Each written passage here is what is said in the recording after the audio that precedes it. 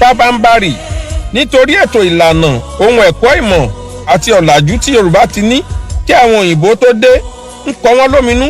Wọ́n sì ti sọ wípé tí àwọn ṣe kán Yorùbá léegun ẹ̀yìn làwọn ń wá. Ẹ jẹ́ kí n sọ kíní kan kó yé eyín dáadáa gbogbo ọmọ Yorùbá. Àwọn bìrìkó ti rí Yorùbá gẹ́gẹ́ bí ẹ̀dá tó lajú, tó ní ìmọ̀, tó ní òye, torí pé irú orílẹ̀-èdè bẹ́ẹ̀ yóò ṣòro láti jẹ gàba lé lórí. Ìdí nìyí tí wọ́n fi da Yorùbá pọ̀ pẹ̀lú Fúlàní àti Haúsá mọ́ Ìgbò. Àwọn 6 péré ni wọ́n ti ọwọ́ bọ ìwé àti ìṣepapọ̀ ọ̀hún. Ìlú Sùngẹ́rù tó wà ní ìpínlẹ̀ Niger lónìí ni ìjókòó náà ti wáyé, torí pé ibẹ̀ ni àwọn òyìnbó bìrìkó fi ṣe ibi àṣẹ ìjókòó wọn láti ọdún 1902 títí dé 1916. Àwọn 6 tí wọ́n ti ọwọ́ bọ ìwé àṣepọ̀ fún 100 ọdún náà nìyí, léyìí tó jẹ́ wípé àṣẹ ìtọwọ́pọ̀ náà fún wọn ní àǹfààní àti ṣepọ̀ fún 100 ọdún péré. Lẹ́yìn 100 ọdún, orílẹ̀-èdè tó bá fẹ́ lè kọ ìbáṣepọ̀ pẹ̀lú Nàìjíríà. Ní èdè kúkúrú tí a kì í gbọ́n tó ẹni tí ń tan ni, ìwé àdéhùn tí wọ́n tọwọ́ bọ̀, ìwé àdéhùn títa Nàìjíríà fún Bírítíkò ni o. Àwọn tí wọ́n jókòó lọ́dún náà nìyí: His Imperial Majesty Ọládìgbòlù ọba Aláàfin tilẹ̀ Yorùbá tí wọ́n sọ di Aláàfin ìlú Ọ̀yọ́, His Royal Majesty Mataurera Isakin Mùsùlùmí Sultan of Sokoto, Sakitoyi Àjàsá agbẹjọ́rò lòun, Usman Dam Majey tó padà wá di Emir àti ìlú Kano, òun lẹ́nìkẹ́ni tó wà lórí ìjókòó, His Royal Majesty R. Enshaw Obong tìlú Calabar, Shehu Ọ̀bọ̀rọ̀nú Alhaji Abubakar. Àwọn 18 ló wà lórí ìjókòó lọ́dún ọ̀hún. 6 tó jẹ́ ọmọ Nàìjíríà nù. Àwọn 22 tó kù ọmọ Bírítíkò ni wọ́n.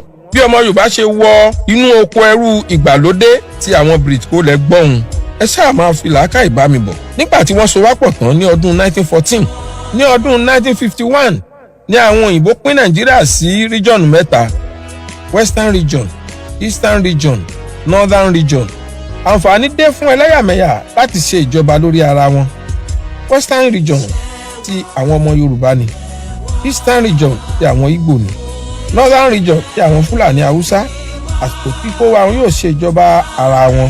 Kíá ni àwọn ọmọ Fúlàní rọ́wọ́nú ẹgbẹ́ MPC tí wọ́n sì ṣe àtìlẹ́yìn fún ẹgbẹ́ wọn. Ọ̀rọ̀ kò rújú fún Eastern Region rárá. Gbọ̀ngbọ̀n ni àwọn Ìgbò dúró ti ara wọn nínú ẹgbẹ́ wọn. Tí ọmọ aládé ọmọ káàrọ̀ òjíire nìkan ló jọni lójú púpọ̀. Àwọn ọmọ Yorùbá bí Adéníran Ògúnsànyà ti ìlú Ìkòròdú, Adélabú Adégòkè Pẹ̀ǹkẹ̀lẹ̀ Mẹ́sì àti àwọn aláìro àtúbọ̀tán tí wọ́n bá Azikiwe lọ fún fẹ́ kí Azikiwe tó ti lérí léka pé Ìgbò ni yóò máa ṣe olórí fún Nàìjíríà. Wọ́n fẹ́ kí Azikiwe wá jẹ́ premier fún Western Region. Wọ́n fẹ́ kí ọmọ Ìgbò wá bá wa ṣe olórí ìjọba Western Region. Ọ̀pẹ̀rẹ̀gun orí ìrókò ojú ọdẹ dá. Chief Ọbáfẹ́mi Jeremiah Awólọ́wọ̀ ọkọ̀ dídé olú pẹ̀lú gbogbo ọmọ ẹgbẹ́ AG bá pètèpèrò ara wọn pọ̀. Wọ́n bá sopọ̀ pẹ̀lú Ìbàdàn People's Party láti lè fi ẹ̀yìn àwọn tí kò fẹ́ kí Yorùbá gbérí lélẹ̀. Ní January 1952, ẹgbẹ́ Action Group ló ní ọmọ ẹgbẹ́ tó pọ̀ jùlọ nínú ilé ìgbìmọ̀ aṣòfin. Awólọ́wọ̀ ni olórí ẹgbẹ́. Ikú Bọ̀dé Thomas ló sì fún Akíntọ́lá ní àǹfààní àti jẹ igbákejì Awólọ́wọ̀. Ẹgbẹ́ tó sì ní ọmọ ẹgbẹ́ tó pọ̀ jùlọ nínú ilé ìgbìmọ̀ aṣòfin yóò jẹ́ olórí ìjọba bí Chief Ọbáfẹ́mi Jeremiah Awólọ́wọ̀ ṣe di olórí ìjọba Western Region. Ẹ ti gbọ́ yìí. Ogun àìníṣọ̀kan tí ń ja Yorùbá ọjọ́ ti pẹ́, kò ṣẹ̀ṣẹ̀ bẹ̀rẹ̀. Ṣùgbọ́n mo fi ẹnu àṣẹ wípé ó ti dópin. Gẹ́rẹ́ tí Awólọ́wọ̀ gba ọ̀pá àṣẹ olórí ìṣèjọba ní gbogbo nǹkan ti yí padà sí rere fún ọmọ Yorùbá. Èyí ni àwọn nǹkan ribiribi àní gudugudu 7 àti yàyà 6 tí ìjọba Awólọ́wọ̀ ṣe. Ilé ìwé ẹ̀kọ́ ọ̀fẹ́ fún 1,400 àwọn ọmọ ọ̀dọ́ wẹ́wẹ́wẹ́. Èyí ló sì mú Yorùbá jẹ́ orílẹ̀-èdè àkọ́kọ́ ní ilẹ̀ Áfíríkà tó kọ́kọ́ jẹ́ aṣíwájú nínú ẹ̀kọ́. 1959 Western Region ló ní èrè oko rọ́bà tó pọ̀ jùlọ ní gbogbo ilẹ̀ Áfíríkà. Pẹ̀lú ìfọwọ́sowọ́pọ̀ àwọn Lebanese ni wọ́n fi dá àwọn ibi ìgbafẹ́ àti ìwòran sílẹ̀ fún àǹfààní àti ìgbádùn ọmọ Yorùbá. Casino Cinema ní Abat Macaulay nílùú Yaba, Corona Cinema ní Ìtafájì nílùú Èkó, Queen Cinema ní Èkó Tẹ̀dó ní ìlú Ìbàdàn, Rex Cinema ní Tẹ́wọ́gboyè Street ló wà nílùú Ondo, Lapa House ní Igbóṣeré ní ìlú Èkó, Western House ti Broad Street ní ìlú Èkó, 26-story Cocoa House ní ìlú Ìbàdàn, Ìkẹjà Airport Hotel ní ìlú Ìkẹjà nílùú Èkó, Rubber Plantation láti Ìkẹ́nẹ́ tó fi wọ ìlú Ondo. Ilé-iṣẹ́ amóhùnmáwòrán àkọ́kọ́ irú rẹ̀ ní gbogbo Áfíríkà kódà síwájú France 31 October 1959 ni wọ́n dá a sílẹ̀. Àwọn olórí orílẹ̀-èdè àgbáyé ń wá ń gba ìtọ́jú ní UCH ní ìlú Ìbàdàn, Olympic World Standard Stadium ní ìlú Ìbàdàn tá a mọ̀ sí Liberty Stadium ní ọdún 1959. Owó ìṣúná ìṣàkóso Western Region jẹ́ £55 million, nígbà tí owó ìṣúná gbogbo Nàìjíríà lápapọ̀ jẹ́ £50 million. Ṣe rí i pé kò jọra wọn rárá.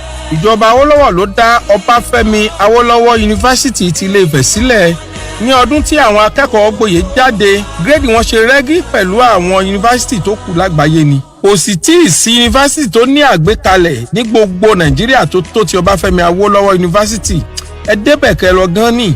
Ìjọba Awólọ́wọ̀ ló ṣe títì ọlọ́dà rẹpẹtẹ, wọ́n faná rogodo, omi ẹ̀rọ aláìníye, ilé ìgbádùn rẹpẹtẹ. Western Region wá di ohun tí àwọn òyìnbó ń jowú. Western Region ti wá ń ṣe ayé ní kàyéfì. Gbogbo ohun mèremère tí Awólọ́wọ̀ ń ṣe ló ń kọ àwọn bìrìtìkó lóminú tí ẹ̀rù sì ń bà wọ́n àti lè gbé ìjọba fún ọlọ́pọlọ pípé bí Ọbáfẹ́mi, torí pé bí idán ni gbogbo ohun tí ó ń ṣe.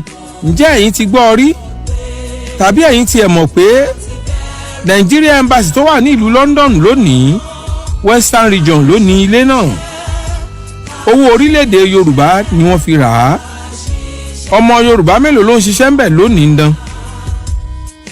Mo sì ní kí n rán yín létí pé Abuja House Mansion tó wà ní Kensington ní ìlú London, Western Region, ọmọ Yorùbá orílẹ̀-èdè Yorùbá ló ní. Awólọ́wọ̀ ló rà á fún ìgbé ayé ìdẹ̀rùn fún àwọn ọmọ Yorùbá tó bá wá sí òkè òkun láti mọ̀ rí lò.